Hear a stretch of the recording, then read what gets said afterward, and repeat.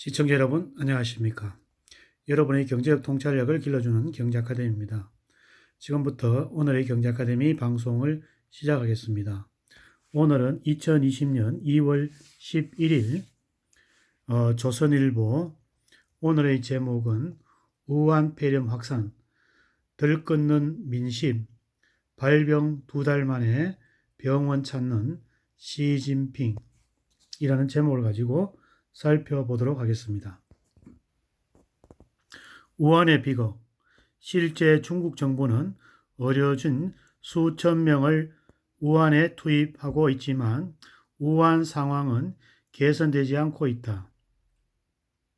9일 하루 만에 확진 환자 수가 1,900명이 늘었고 73명이 숨졌다. 우한 내 전체 확진자 환자는 16,000여 명, 사망자는 680명을 기록하고 있다. 의료시설이 부족해 우한 시민들이 공포에 떨고 있다는 보도가 나왔다. 10일 일본 아사히 신문은 우한 내 병원이 포화 상태에 이르자 중국 당국이 의료진도 없는 비즈니스 호텔에 경중 환자를 가두어 놓고 있다고 보도했다. 우한은 바이러스 확산을 막기 위해 호텔, 학교 130여 곳의 집중 격리 시설을 운영하고 있다. 통상 증세가 심하지 않는 의심 환자 등이 수용된다. 하지만 아버지와 숙부를 격리실에 보내던 주부 왕원준은 이 신문과의 인터뷰에서 아버지가 내게 전화를 걸어 의사도 간호사도 없는 비즈니스 호텔에 갇혀 있다고 말했다며 마스크는 그냥 산소 공급 장치나 소독액도 없다고 했다고 전했다. 왕 씨의 숙부는 상태가 악화돼 호텔에서 숨을 거뒀다고 한다. 증세가 있어도 제때 치료를 받지 못하는 상황은 이뿐이 아니다. 중국 인터넷에 우한에서 사는 중년 여성이 아파트 베란다에 징을 치며 폐렴에 걸린 어머니를 구해달라고 외치는 동영상이 큰 화제가 되었다.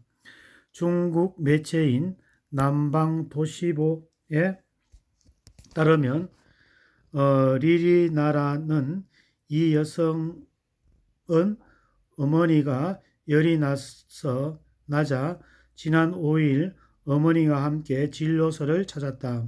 우한 폐렴 검사에서 양성 반응이 나왔다. 이 씨는 병원 측에서 2차 검사에서 확실한 양성이 나와야 입원할 수 있다고 했지만 어머니가 이미 움직일 수도 없는 상태였다며 병원, 마을 행정실 등 연락할 수 있는 곳에서 다 연락을 했지만 방법이 없었다고 했다. 리 씨는 베란다에서 호소하는 영상이 화제가 되자 리 씨의 어머니는 지난 9일 병원에 입원할 수 있었다. 검사가 정확하지 않으면 제때 치료를 못 받는 상태가 나빠지거나 또 다른 사람에게 전염시킬 수 있다. 중국 매체 남방 주말은 확진자 가운데 처음으로 6차례 검사에서 음성이 나왔다면 7번째 검사에서 양성이 나온 사례가 있다고 보도했다. 10일 우한시에 따르면 우한시는 31개 병원에 총 1,300여 개 병상을 확보하고 있다. 하지만 이 중 빈 병상은 378개 뿐이다. 우한에서 하루 약 2,000명 가까운 추가 확진 환자를 쏟아지지만 지난 5일부터 우한 시내 체육관, 전시장 등 매트릭스를 깔아 경적 환자를 위해 임시병동으로 운영하고 있다. 이런 임시병동을 10,000개까지 늘릴 예정이다. 시진핑 중국 국가주석은 10일 오후 베이징 티탄병원, 차오양 구안 주민센터 등을 방문해 방역 작업을 지시했다며 중국 관영 매체가 보도했다.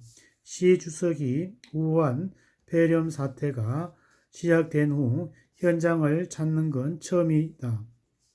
그동안 시 주석은 방역 현장에 나서지 않자 일부 외신들은 시 주석이 방역 책임을 리커창 총리에게 맡기고 뒤로 숨었다고 평가하기도 했다.